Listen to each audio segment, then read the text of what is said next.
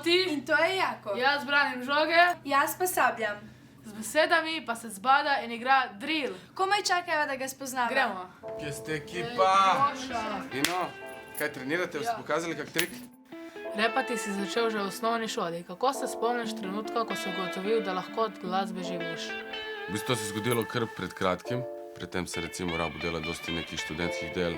Delal sem v strežbi kot urejevalec plaže. Tako da sem rabo 10-15 dobrih let, da sem se v bistvu lahko samosvojil teh del in se lotil samo muzike. Če ne bi bil reper, kaj bi danes počel? Si imaš še kakšne druge hobije? Sem rad risal, grafite recimo, všeč mi je tudi video. Pa mi je to nekako ful blizu, ta nekako vizualna podoba, ne samo audio. Poleg naju te posluša še veliko osnovnošolcev. Kaj nas imaš v mislih, ko pišeš besedila? Dobro, vprašanje je to, ker sem začel pri 10-11, štekaš in pač meni je bilo pomembno, da ljudje, ki repajo, me imajo tudi mene v vidu kot nekoga, ki je pomemben, ki jih posluša, ki je to.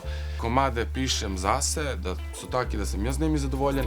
Zdaj, s kakim se boste vi, mladina, tuji najdli, ki bo takšen komad, kakšen bo pa bolj ciljal, recimo kakšne starejše, ki mogoče vam ne bo v playlisti. Poznamo te kot driller, nekateri te kličejo tudi bolani doktor. Kje in zakaj si dobil te vzdevke? Drill mi je dal vzdevek moj kolega, moj prijatelj v osnovni šoli v 5. razredu. On je meni takrat nekaj rekel, ti repaš bolano, ti si doktor za to, ti bi mogel biti drill, dr-ill. Sem pol takrat vzel kot nadimek, zato ker smo mi takrat imeli te freestyle battle. Bolani doktor pa je v bistvu lih speljanka iz drill, ne doktor ill. Kaj si pred nacopom moraš ogreti jezik in usta, nam pokažeš kako?